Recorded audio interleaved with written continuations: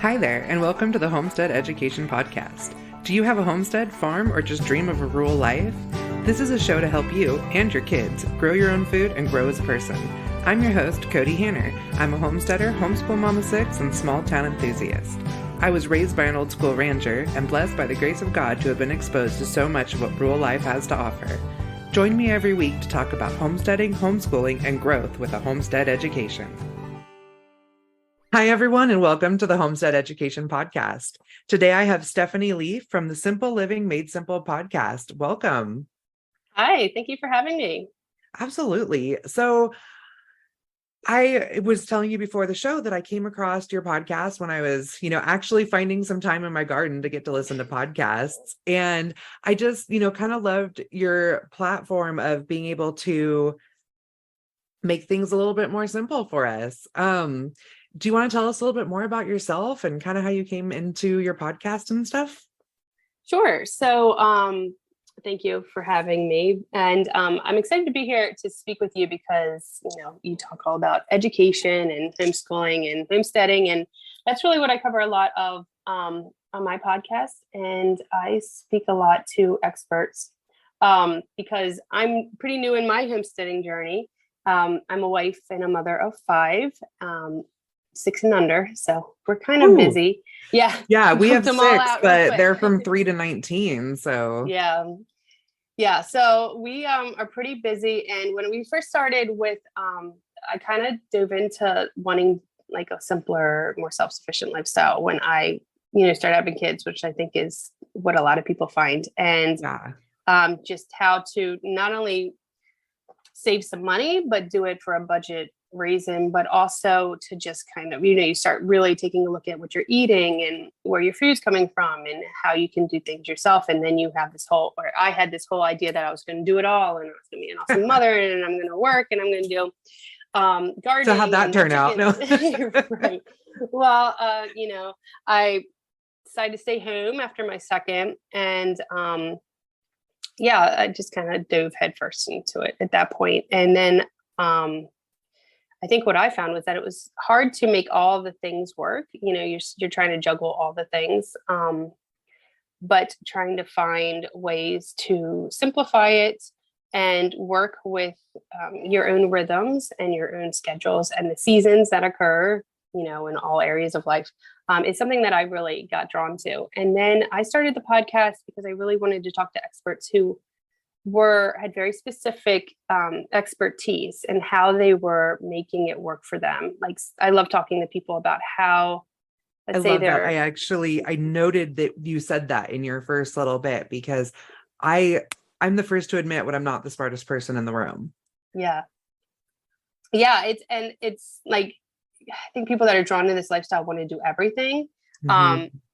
And I think it's important to learn that it's like a lifelong learning process. If you can start adding things once you start mastering things, or at least getting good at them and fitting them into your life, that's how I've learned to kind of manage all of it. I say master just a few, 1, 2, 3 things at a time until they no longer feel like work. They just feel like life. And then definitely. And that's why I like to talk to people and how they fit it into their life and how, if I speak to someone who is really into making cheese, what does that look like from January to December? How do you work that in? Because everything too is based off of seasons. And I'm kind of big on the seasons of not only winter, fall, spring, summer, those kind of seasons, but just how your life is continually changing and evolving and, for the good and for the bad, Well, my kids have this running joke when people ask them what their favorite season is, they say calving.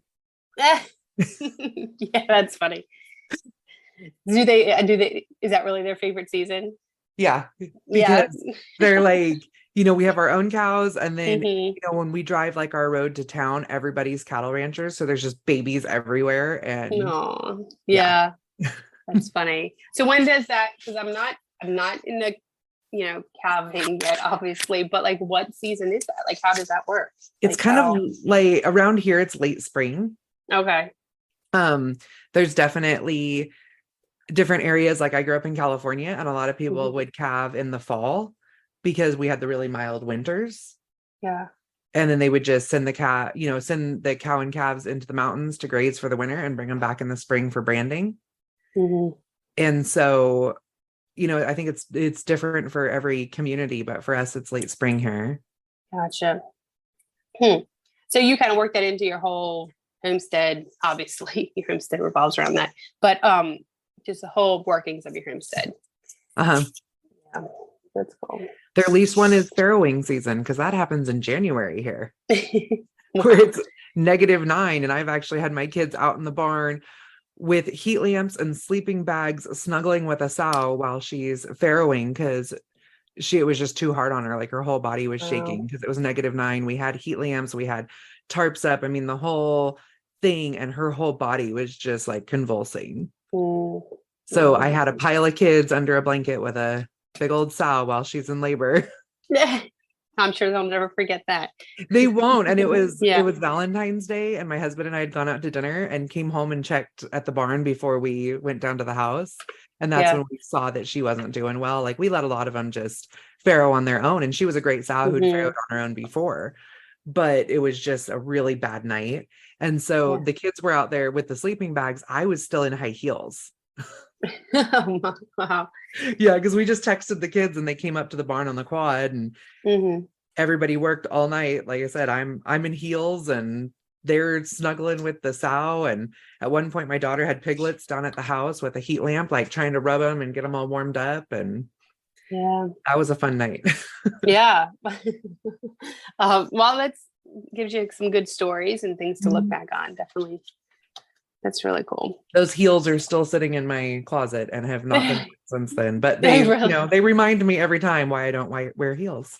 That's funny.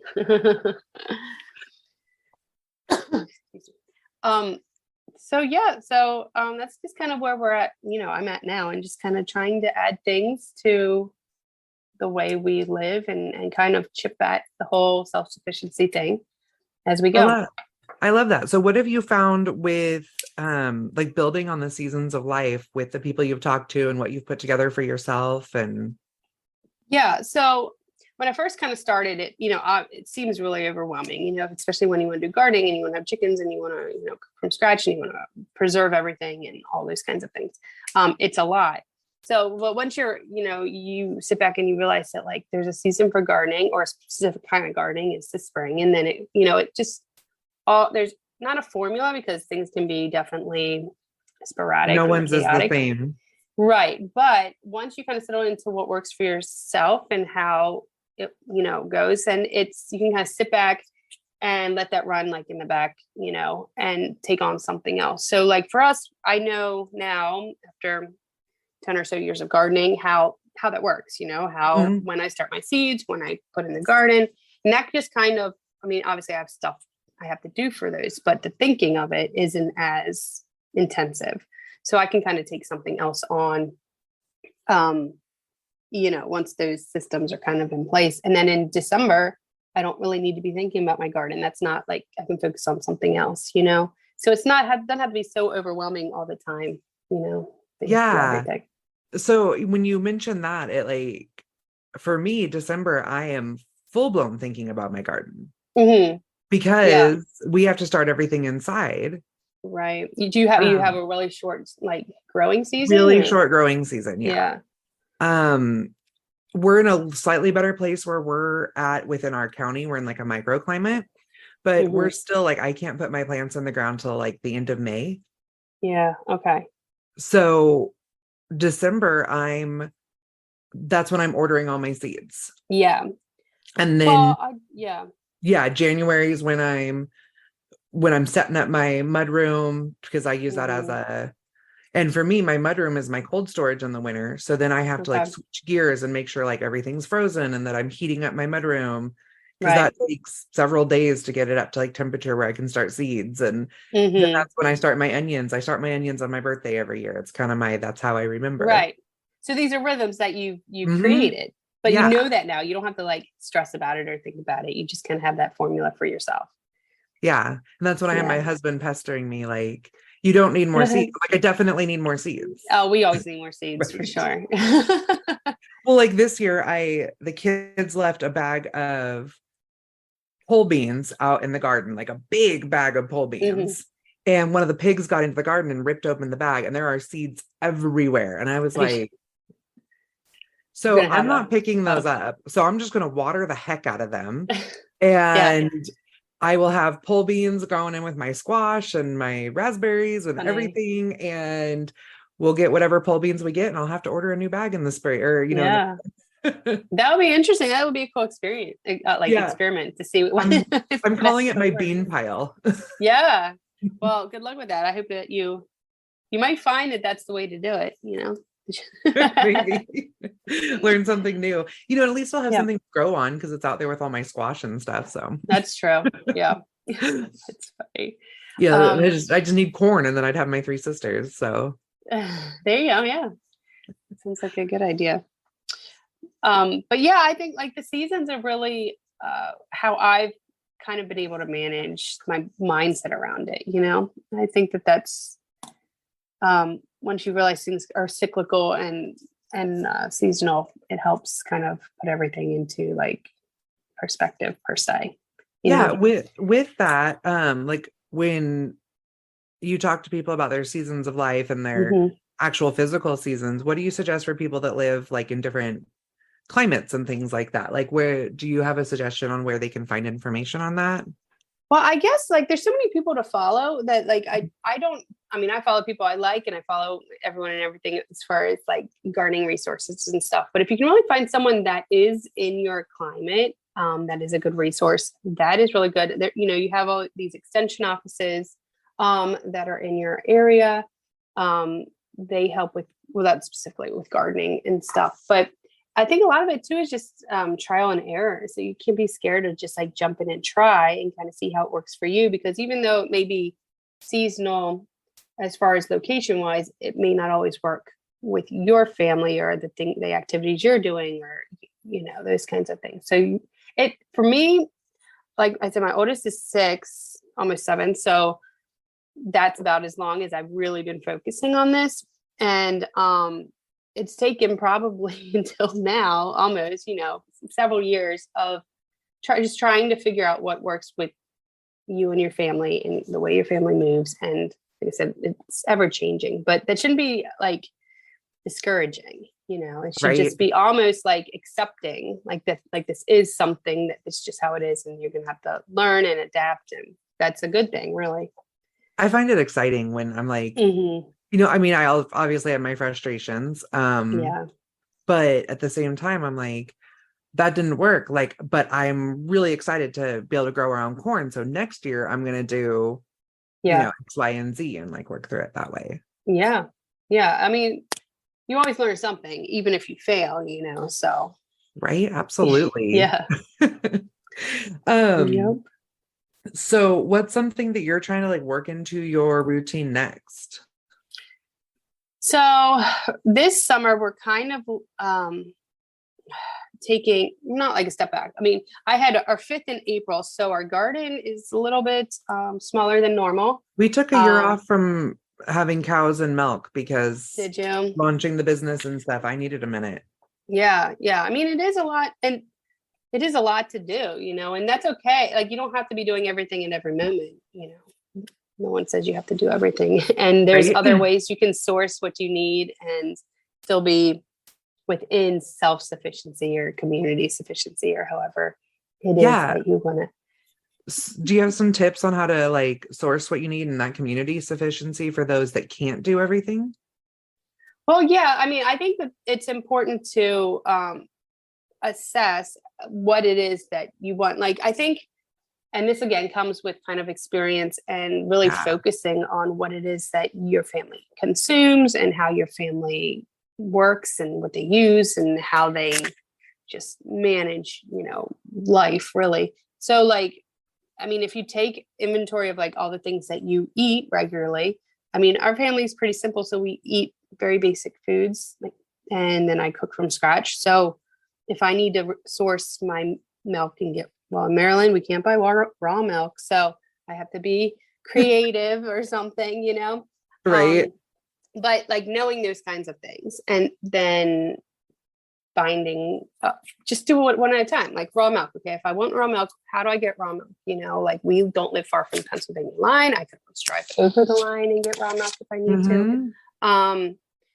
So taking it one thing at a time and then kind of figuring out how to make it work for you. But again, this comes with like knowledge of what it is you're consuming. So I think that's a very, very first step, is to figure out what it is your family eats, what your family likes, how you can source things from the community, and then just kind of chip away at it. Like right now, we do get all of our beef from a local farmer. We have our own chickens.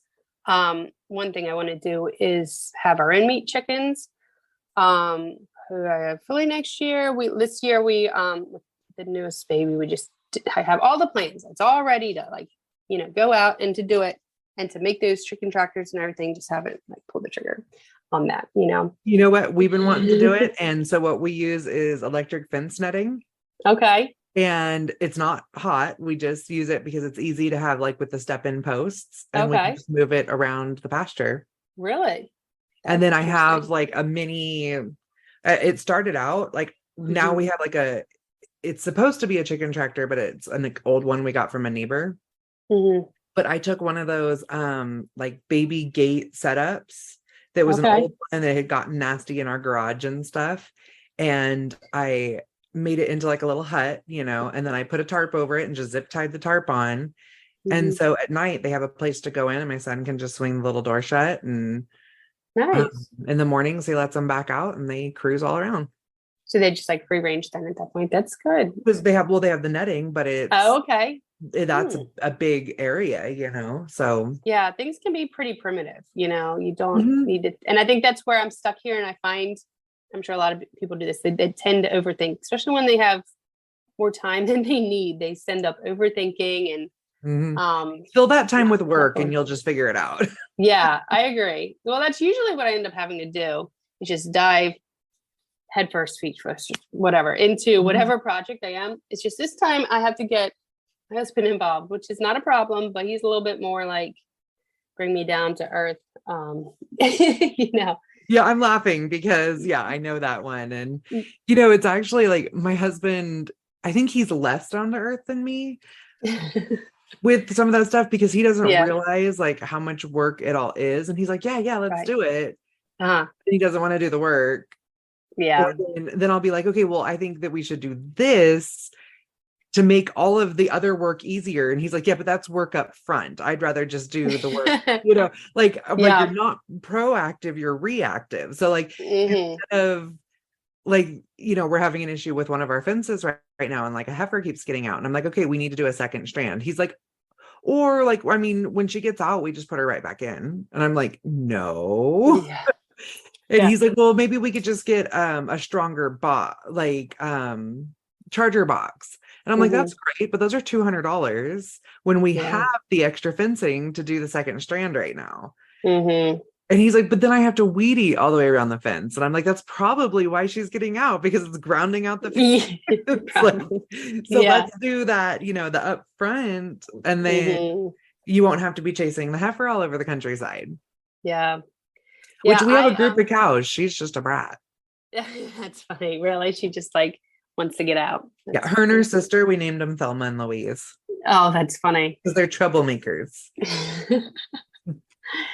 Yeah. I mean, my husband definitely is all on board with anything that I want to do, but he works in construction. So it's if we're going to do it, we got to do it right, which means we got to do this and this and this and this. I'm like, let's just get crap material and put it up and make it work. And, so we have to find a happy medium in some ways, actually moving forward and doing things. So, yeah, but my husband's a disabled vet. So he's home all the time, but he's a mechanic, not construction. Yeah. So I'm like, we need to build this. He's like, I don't know how. I'm like, great, I do. Let's do it. That's funny. But then you say the mechanic's car never runs. So I knew that. I was talking about that today. Yeah. Yeah, we're constantly, he's like, okay, I'm like, okay, we need to put the gardens in this weekend. He's like, all right, I'll get the rototiller running. Well, Saturday morning he goes out and he's like, yeah, the rototiller's not going to run. And we need to get all these new, it needs a new carburetor and all this stuff. And I'm like, why didn't you like put it to bed right in the fall? And he's like, oh no, I didn't think about it. But I was like, Yeah. so now, and I told you a week ago that we were going to do the garden. So now the garden's like pushed out 3 more days because we have to wait till Monday to get the parts in the middle of nowhere. Yeah. Well, it's funny because like these are like just real problems, like not problems, but like how things work and when people are working on a project together. No, you're fine. Even when I bring that up with him, like, in this conversation like that we're having right now, it's not even dissing on him. It's that he hasn't learned that cyclical season of life that comes with farming. Yeah. Where I grew up ranching and he didn't. Yeah. Well, my husband and I keep talking about like just like that, like developing like a home maintenance schedule. It sounds so easy, but like now that, or it sounds so simple that like, but now that we like have lived in our home, like we know when we need, this sounds silly, but we know when we need to, let's say, change the air conditioning vents, Right. So just like like putting that on the calendar for change of seasons. And I don't got to think about that. I don't got to wonder when did we change it. So just kind of building that out for our family is something that I think has helped. Yeah. That's such a good idea. Cause like I have that for all of our equipment, whether or not it gets completed or not, another, but it's a start. Yeah. But I worked in food safety for years, like in the big food plants. And I was the one who did all those schedules. So I do that a lot for our house. I do it with our animals. So like, I know who got shots when, and but yeah, that's a really good idea to do it for the house too. Yeah. Cause like, I mean, my husband is like, we got things we got to do, but it's hard when you wake up Saturday morning, like, okay, well, obviously we want to do something productive, but what is it that we do? And then, before you know it, it's not Saturday's over. And then it's like, so it's just like, if we knew we had to do this, and this on the weekend, it'd get done a lot easier, And then that was a conversation we were having yesterday because we were talking about the Mennonite families that live near us versus some of the other families that my husband does maintenance on their equipment and trade for hay. And he's like, the Mennonite families, their equipment is always running. It doesn't matter how old it is, it's always running because they always have the maintenance done. And I was like, you hit the nail on the head right there, is they always have their maintenance done. And he's like, well, where do they find time? I was like, they don't have the distractions that we do. Right. With our cell phones and TVs and even a lot of the running that we do. I mean, Mennonite families, they all drive cars and have cell phones and stuff. They're just, they treat them differently than we do. Right. And, I was telling my husband, I'm like, we just need to if you think you have nothing to do, you still have 4 hours of work that day. True. Like, and just, go to the list. We do have a running like farm list that we want to get done. And it's like upgrade stuff, not like our normal everyday stuff. And I'm like, go to that list and just pick something off it. It might be big. It might be small. It might, like be like spraying weeds. So you can't do it on a windy day or whatever, and we're learning how to build that in. And I feel like if we had like a maintenance list like that, where he could see it on a schedule that follows the seasons, he would know what needs to be done better. I mean, I will admit that I've plugged it into our phone to happen yearly to remind him to blow out the sprinkler system. But well, I mean, I think that's good. That's like the kind of stuff that would help though. Like if you had all the things you need to do that you find yourself then playing catch up with because you haven't done it, or you're fixing something because it was a maintenance problem. I mean, that's how like that's what's kind of been working with us. But you kind of need the experience on like what it is that you. Right. So, and I have a really great book that I bought. I don't even know. It's like a homestead planner style book. And it, it explains how to do some of the stuff and has a schedule. But for me, I'm like, I'll pick up the book, several times a year and be like, oh, it's wintertime. Let's see what needs to be done. My husband's never going to do that. Yeah. Right. The only reason he'll let me buy books is because I reminded him that if an EMP hits, we wouldn't have the internet anymore. Right. Work though. Now he doesn't complain when I buy books. That's good. So everybody use that one, because I know everybody's husband's having the same issue right now with this learning revolution we're having. The women are like, buy all the books, and the husbands are like, the Amazon man is like a family member of the family now. There's worse things we could be buying than books. Right. But yeah, I feel like if I could put that schedule into like a spreadsheet or something that I could print out and he could see, I think that's worth like, the day of work or something that it would take to do that. Yeah, I think so too. And I think that, so if you're just really starting off, like, or even just being intentional and thinking about what those things are, when you find yourself changing something or maintenance something or cleaning something out, kind of figure out how often you have to do it and schedule it. I think not schedule it. I rebel if I'm too structured. So I do for sure. So just say like within this week, I need to get this done, Yeah. Well, I mean, even, like you said, changing the air filter, like, yes, we want that done before summer hits every year. So that, once we start running the AC, it's good. So as long as it's done sometime between January and May. Yeah. Right. We definitely have those. Like we had one this week where the salt ran out of the water softener. We're on well and we just have really hard water. And so we have the salt and we ran out. We knew we ran out because, like things were starting to get a little like not filmy, but they get like a white tint to them, like our dishes and stuff. And I was telling my husband, like, we need to get the salt. We need to get the salt. And like I said, we live 45 minutes from town. So sometimes if we forget, like, we're not going back to town for it. Right. And we were going to can the other day and we ran a whole bunch of dishes through the dishwasher on the sanitize cycle, pull them out and they were all white. Oh, wow. Like, so I'll be hand washing those. And we need to get that salt. Like he went and got it. But that's funny. But that probably took a lot more time than it did. Absolutely. Like it actually probably would have been faster to run back to town one day and get that salt. But we're like I mentioned before, we have road construction right now. And so it adds like 30 minutes, an hour to my commute. Like I went to the doctor yesterday and it was a 4-hour round trip. And I was only in the doctor's office for like 15 minutes. It's horrible. Yeah.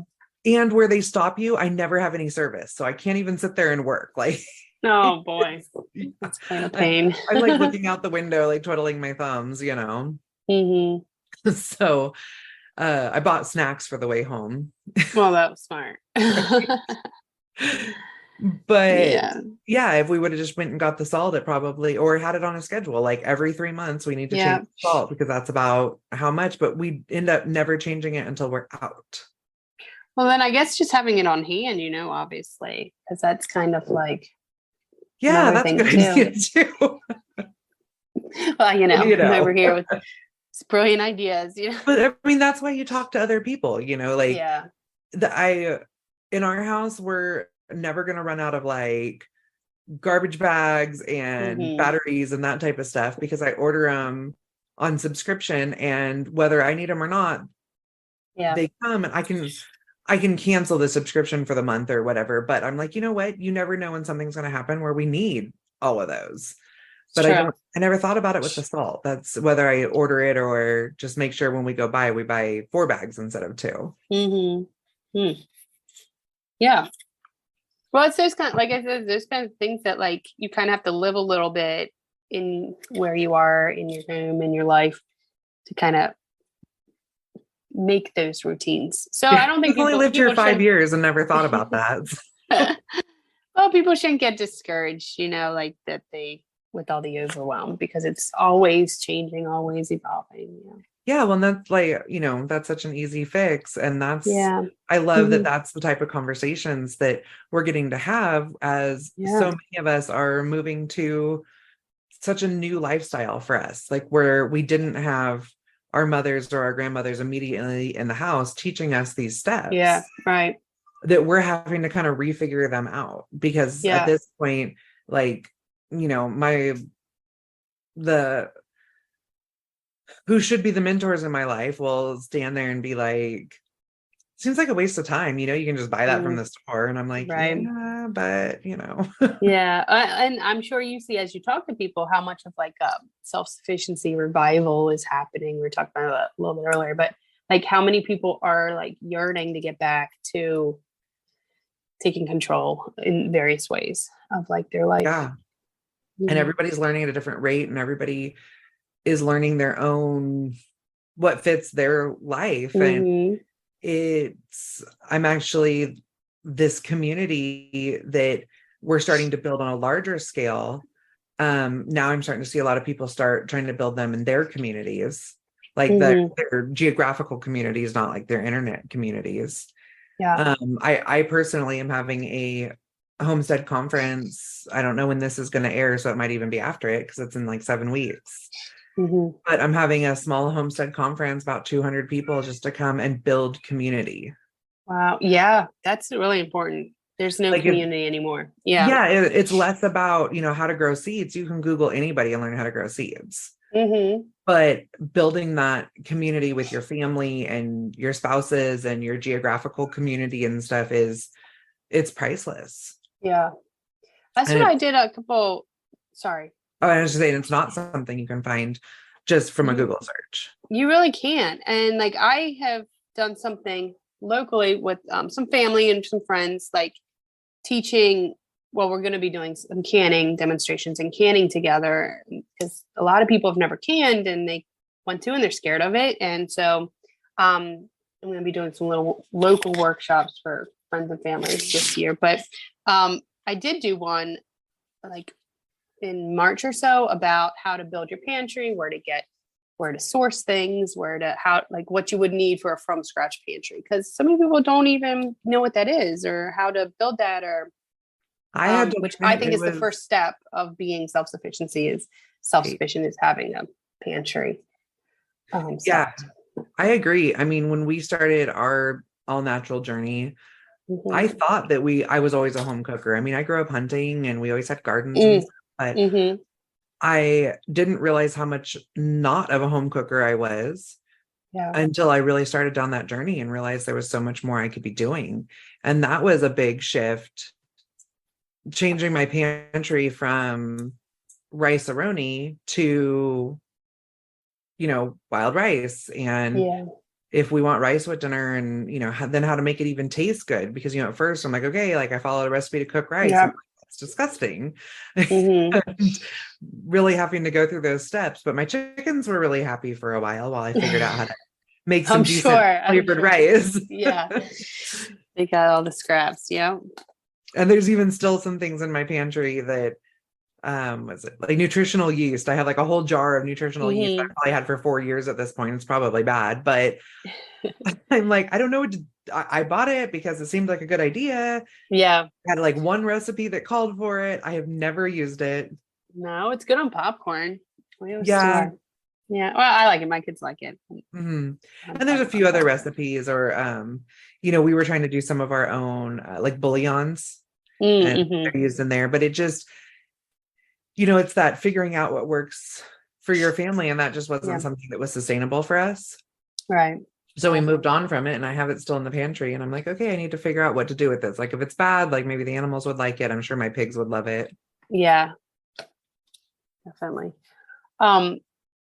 Yeah. I think that's somewhere we start, and a lot of people I think are getting, like I say, getting back to the just doing things yourself or wanting to know how to these like time on or lost skills, I think people are starting to embrace a lot more, and being able to share that with someone in person is something that's, I don't think, offered too many places, and it's would be great if it was.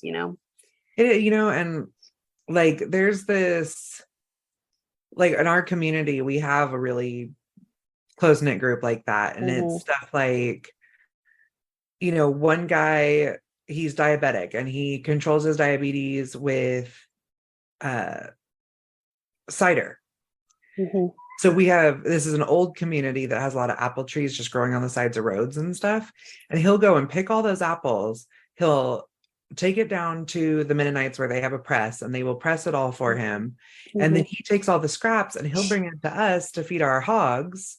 Wow. Then we donate like meat to our community every year. And it's just this like really nice circle that happens within our community that we don't see everywhere else. That's really awesome. Like, that's just, I don't know, just really nice to hear about, Mm-hmm. we don't live in like what you would call a small town. I'm kind of on my a hunt for a small town type community, because I do think that's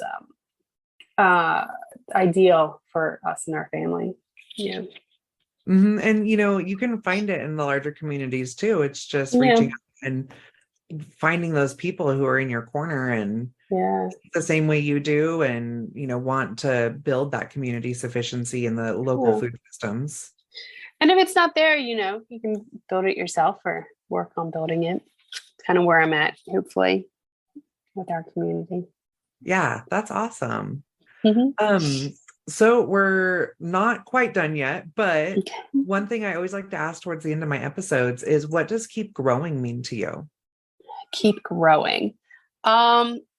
Well, I think that everything is growing. Like, you're growing your kids, you're growing your gardens, you're growing yourself. So I think that it's learning and understanding and accepting that life is like, you will always be learning, you will always be adding more new skills, and accepting that, because it's hard for people that are attracted to this lifestyle.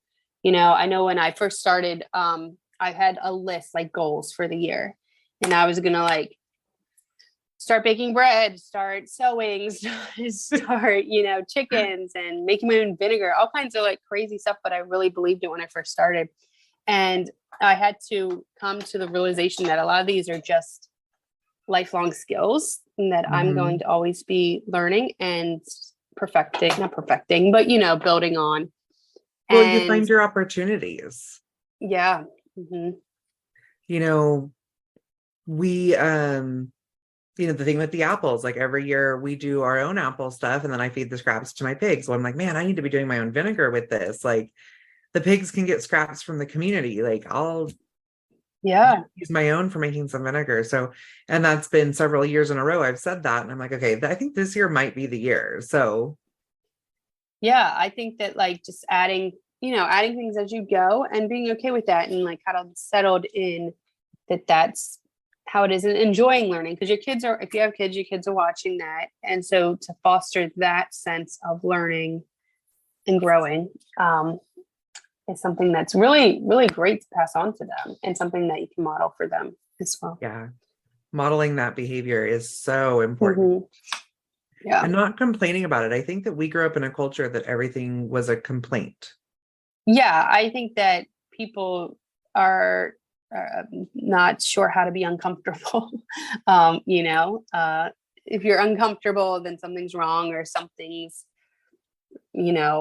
a mistake or unsafe or something. But you can be uncomfortable in situations and do hard things, and get through it on the other side. I have that book, The Comfort Crisis, on my my read list, because I want to be able to teach my family that a little bit more.